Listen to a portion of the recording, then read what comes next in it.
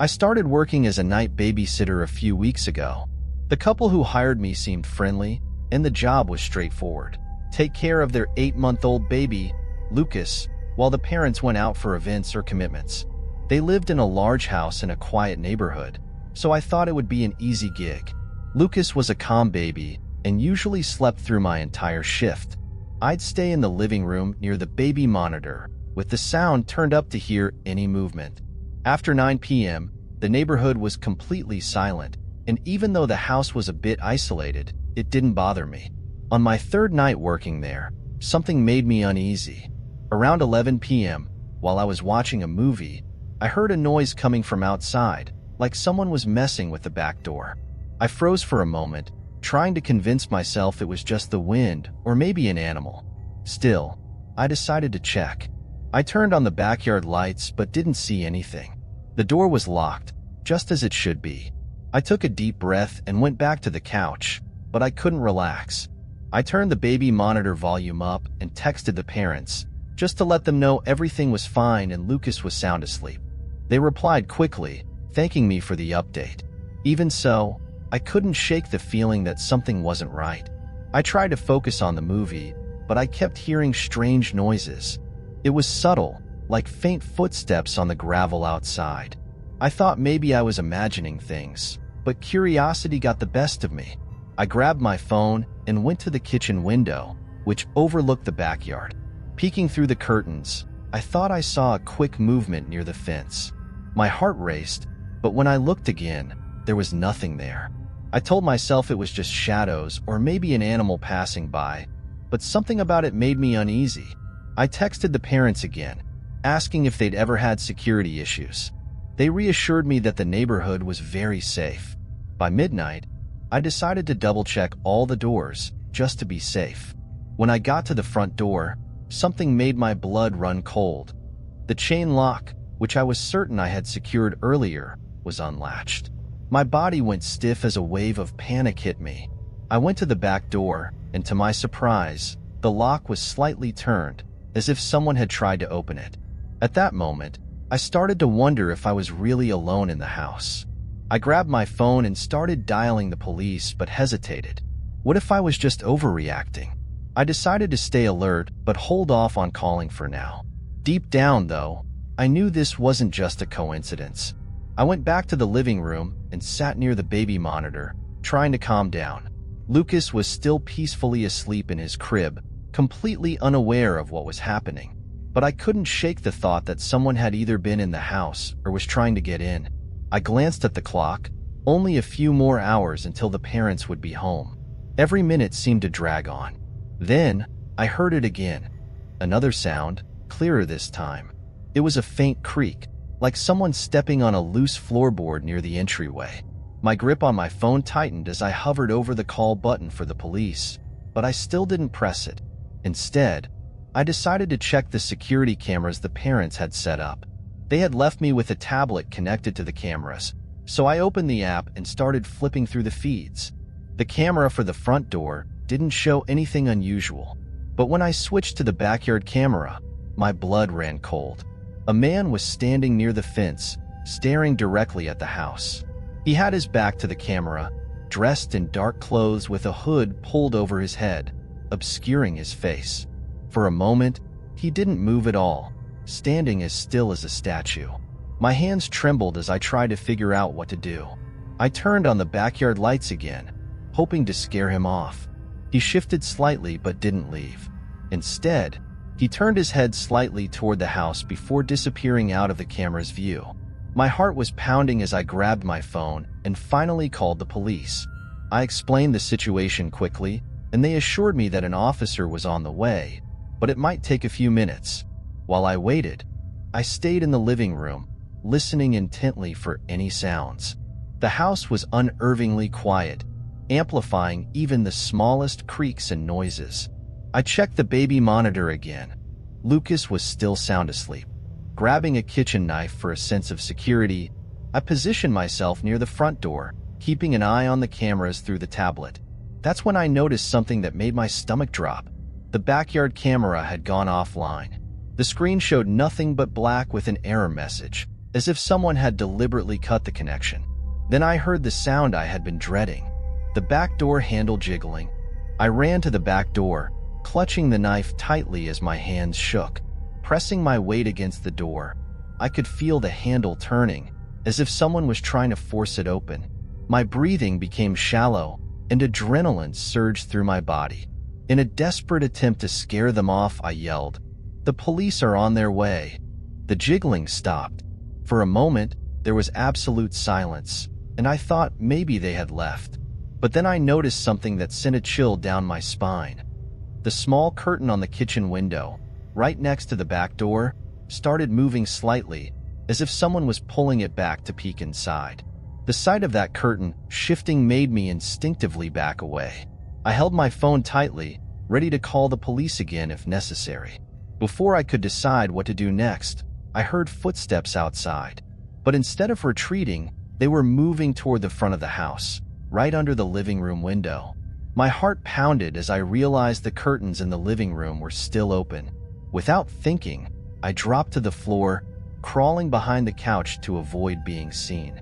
The silence was deafening, broken only by the sound of heavy footsteps crunching on the gravel outside. I prayed they wouldn't try to break through the window. Then, just as I thought the situation couldn't get any worse, I heard a faint knock on the window, slow and deliberate. My breath caught in my throat. Whoever it was wanted me to know they were still there. Just when I felt like I was about to break, a distant but unmistakable sound pierced the silence. The wail of police sirens. Relief flooded over me, but I stayed where I was, too afraid to move. The footsteps outside sped up, heading toward the side of the house. I stayed crouched behind the couch, gripping the knife, my ears straining for any sign of movement. A few moments later, I heard loud knocks at the front door, followed by a man's voice identifying himself as a police officer. My legs felt like jelly as I stood up and hurried to the door, still clutching the knife. I opened it cautiously to see two officers standing there. Relief washed over me as I stepped outside, explaining everything as quickly as I could. They listened attentively, and one of them immediately began checking the backyard while the other stayed with me. The officer who went to the backyard returned shortly, his expression serious. "There are footprints in the gravel near the fence," he said, "and it looks like someone tampered with the camera. They disconnected it manually." My stomach sank at the confirmation that I hadn't imagined anything. The officer added that the back door's lock had clear scratch marks around it, as if someone had been trying to force it open. By the time the parents came home, I was still shaking from the ordeal. I explained everything to them, and they were visibly shocked and apologetic. They promised to upgrade their security system and said they would notify their neighbors about what had happened. I stayed until they were settled back in, but I knew in my gut that this would be my last night working there.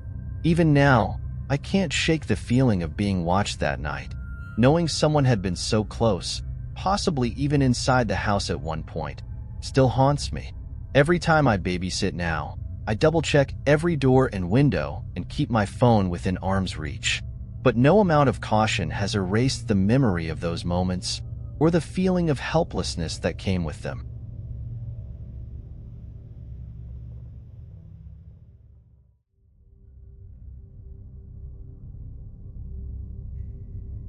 I've been working as a delivery driver for a couple of years now.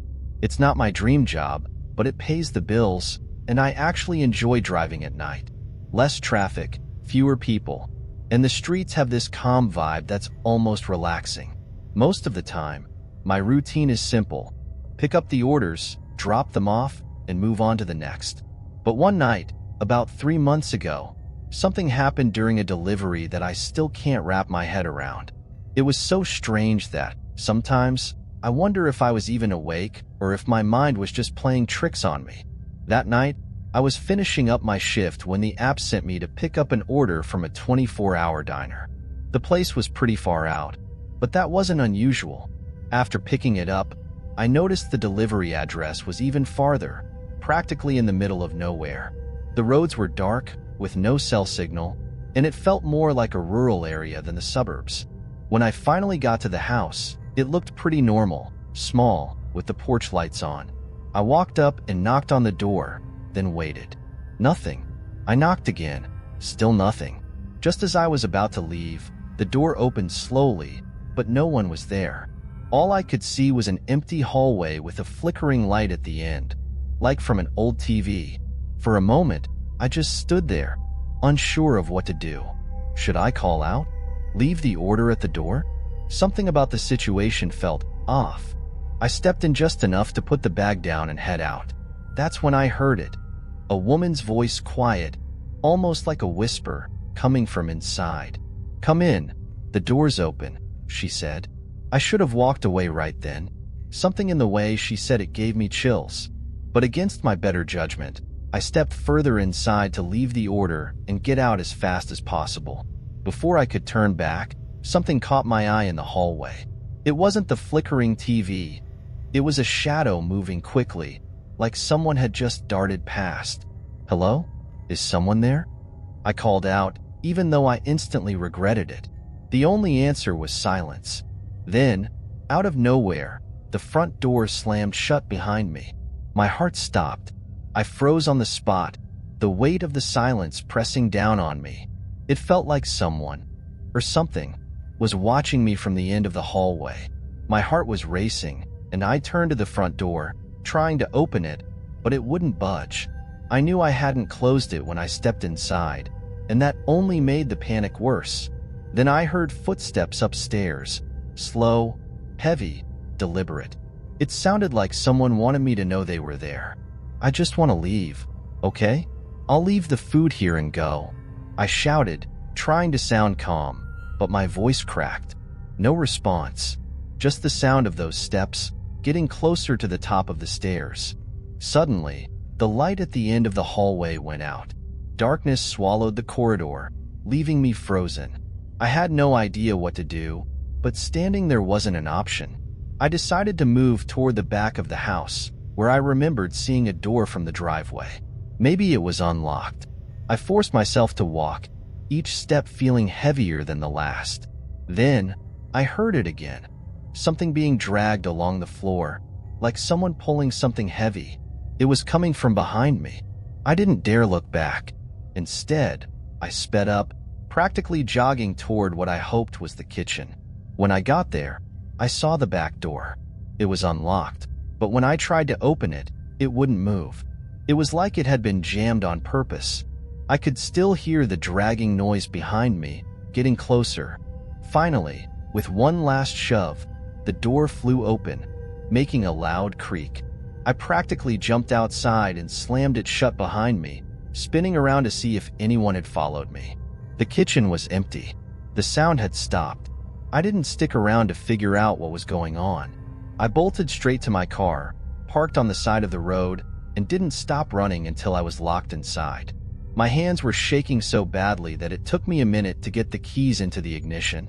The whole time, I kept glancing at the rearview mirror, half expecting to see someone, or something, standing behind the car. But the driveway was empty, and the house looked dark, like no one had been there at all. As I drove away, my heart was still pounding, and I couldn't shake the feeling that someone, or something, was watching me. I turned on the radio, hoping it would calm my nerves, but it didn't help. I kept glancing at the rearview mirror, half expecting to see headlights following me, but the road stayed empty. When I finally got back to an area with cell service, I pulled over and called the app's support line. I told them everything. How strange the address was, how weird the whole situation felt. The person on the other end just thanked me for reporting it and said they'd look into it. My curiosity got the better of me, and before I ended my shift, I decided to check the app to see the details of the order. When I opened the history, my stomach dropped. The delivery was marked as canceled. There was no name, no address, no contact information, like the order never existed. I stared at the screen, trying to make sense of it. How could I have been there, in that house, if the order wasn't real? I locked my phone and just sat there in the parking lot, trying to calm myself down. For the next few days, I tried to push the whole thing out of my mind, but little things kept reminding me. The worst was when I found a handprint on my windshield a week later. It wasn't there when I parked the night before, and it looked like someone had pressed their hand hard against the glass. It sent chills down my spine, but I didn't tell anyone. I didn't even know how to explain it. I stopped doing nighttime deliveries after that. I only took orders during the day and stuck to busy, well-lit areas. But even now, every once in a while, I get this feeling like I'm being watched. Sometimes I'll check the mirrors while driving and swear I see a shadow in the back seat. But when I look again, it's gone. I don't know what happened in that house, or who, or what was there, but I'll never accept a delivery to a place that remote again.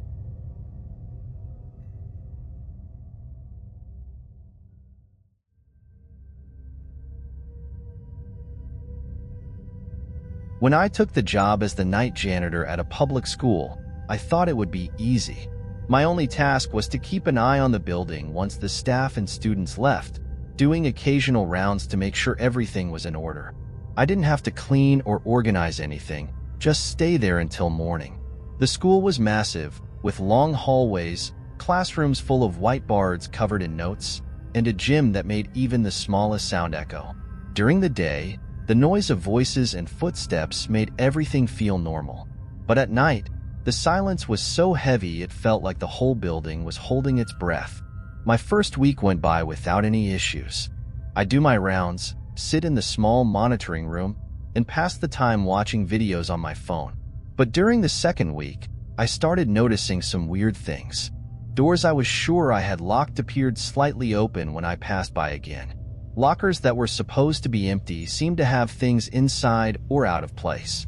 I kept telling myself it was just my imagination, or that I was too tired to remember locking everything. But on Friday of that week, something happened that made me question all of it. That Friday, I was on my last round before settling in to wait for the shift to end. As I walked through the second-floor hallway, I heard a faint noise coming from the gym. It was a dragging sound, interrupted by soft, rhythmic thuds, like someone was moving a chair. I stopped to listen more closely. There was no way it could be the cleaning staff. They always left before 10 p.m. I checked my watch, 2 a.m. Grabbing my flashlight, I headed downstairs, telling myself it was probably just the wind or a small animal that had somehow gotten in. When I walked into the gym, the noise had stopped completely. The dim emergency lights made the space feel even bigger and emptier than usual. The silence was almost suffocating, like the sound had been drained out of the room. I walked to the center of the court, shining my flashlight toward the bleachers and the exit doors.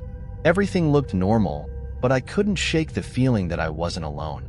Just as I turned to leave, I heard it, clear as day, the sound of a basketball bouncing slowly across the floor.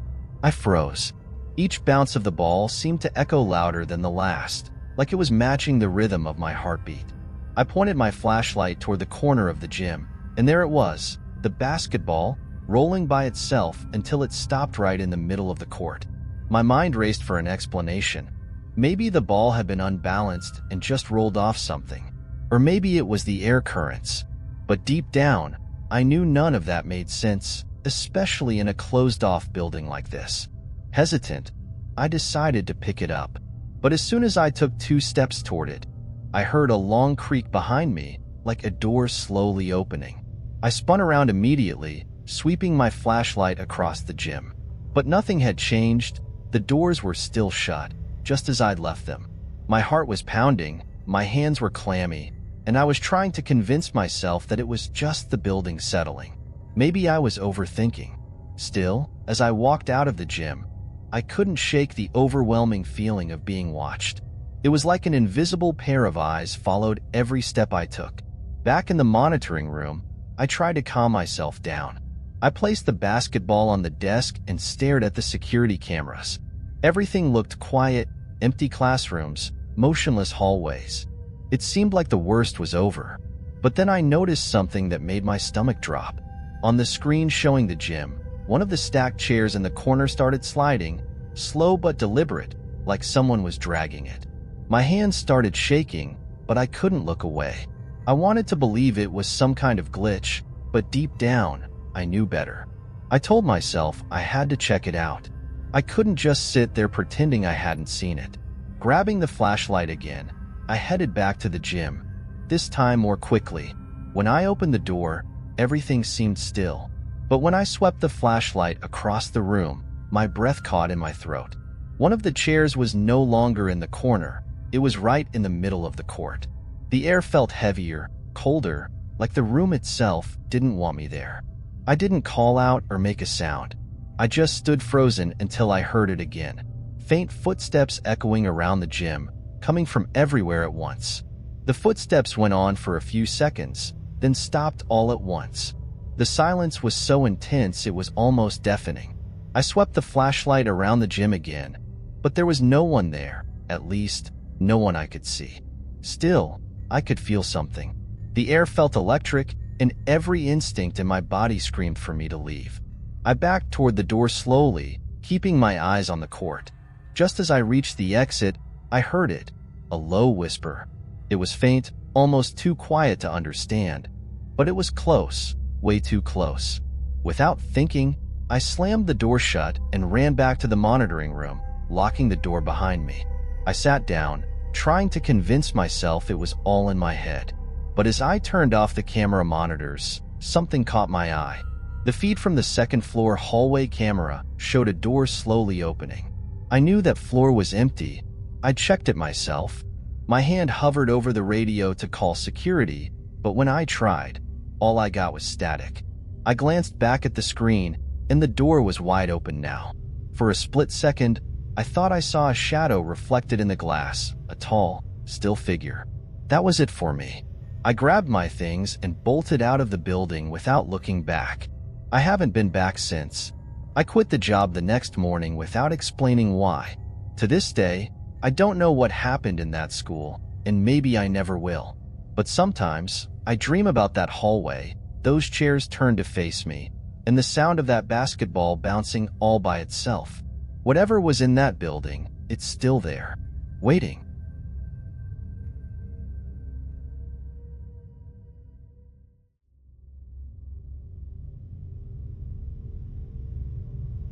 I work at a small neighborhood grocery store, and like in most places like this, sometimes I'm the one closing up alone. It's not my dream job, but it's easy enough and pays the bills. That night, everything seemed normal. I was at the register, sorting out the cash and coins while the last few customers finished shopping. It's usually quiet at night, especially on weekdays. At 10 p.m. sharp, I started turning off the lights in the aisles, a clear signal that we were closing soon. There was just one customer left, a man I'd never seen before.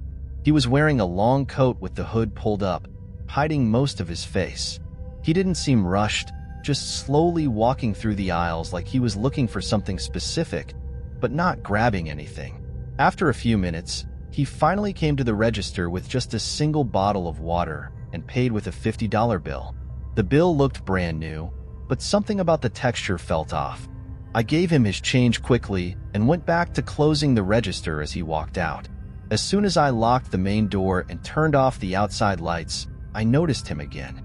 He was standing across the street, right under a street lamp, staring directly at the store. A chill ran down my spine. Maybe he was waiting for someone. I told myself, trying to brush it off. But deep down, I knew there was something off about this guy. With the store locked up, I headed to the back where the stockroom and the staff parking lot were. My car was only a few feet away, but the silence back there made the whole situation feel worse. Usually, there's some noise, cats knocking over trash cans or cars passing on the main road in the distance. But not that night. The only sound was my footsteps on the wet asphalt. As I approached my car, I felt it again, that weird, heavy feeling like someone was watching me. It was so strong that I had to turn around to check, and there he was. The man in the coat was standing at the side exit of the store. He shouldn't have been able to access that area, but somehow, there he was. He was completely still, his face hidden by the hood and the dim light. "Do you need something?" I called out, trying to sound confident, but my voice shook a little. He didn't answer. He didn't move. He just stood there, like he was waiting for something. My gut told me to leave immediately. I bolted to my car, fumbling with the keys as I unlocked the door in a panic. I jumped into the car and locked the doors as fast as I could. My heart was pounding so hard it felt like it was going to burst out of my chest. I started the engine, but before pulling out of the lot, I couldn't help but glance in the rearview mirror. He was still there, standing in the same spot, completely motionless. Something about the way he just stood there made my skin crawl. I tried to convince myself it was just some weirdo, but as I reversed out of the parking space, I saw him move. Slowly, he started walking toward my car. I didn't wait to find out what he wanted. I put the car in drive and sped out of the parking lot, not even bothering to check for traffic as I turned onto the street. My eyes darted to the mirrors every few seconds, expecting to see him following me. But he wasn't there. By the time I got a few blocks away, I started to calm down, convincing myself I was overreacting. I parked on a busy street for a while, hoping the presence of other people would help me shake off the fear. It kind of worked, but the uneasy feeling still lingered. After a while, I decided to head home. My neighborhood was usually quiet at night, but at least it was familiar. I just wanted to get to my apartment, lock the doors, and try to forget the whole thing. As I turned onto my street, everything seemed normal. No one was around, and the streetlights cast their usual warm glow. I parked in front of my building and looked around one last time before getting out of the car. Everything was still. The man was gone, or at least I hoped he was. I hurried to my apartment, locking the door behind me and double-checking all the windows. My tiny place had never felt so safe before. I turned on every light in the house and sat on the couch, trying to distract myself with the TV. But no matter how hard I tried, I couldn't shake the feeling that something was off. Every little creak or sound from the hallway outside made my heart race. After a while, I started to feel ridiculous. Maybe I had imagined it all. Maybe he really was just some guy minding his own business. Just as I was starting to calm down, I noticed something that made my stomach drop. On the small table near the couch, where I had tossed my keys when I came in, there was a piece of paper. It wasn't there before. I was sure of it. My hands shook as I picked it up. There were only 2 words written on it, in neat, blocky letters. See you. I froze. My mind raced with questions. How did it get there? I hadn't left the door unlocked, and no one else had been inside. I checked the windows again, but they were still locked. Yet the note was real, sitting in my hand. I spent the rest of the night on edge, barely sleeping, jumping at every little sound. Morning finally came, and with it, a strange, hollow relief. Nothing else happened after that night, but the unease never fully left. Even now, every time I hear footsteps in the hallway outside my apartment, I find myself holding my breath, waiting for that soft knock on the door or another note to appear. It's been months and I haven't seen him again, but I can't shake the feeling that someday I will.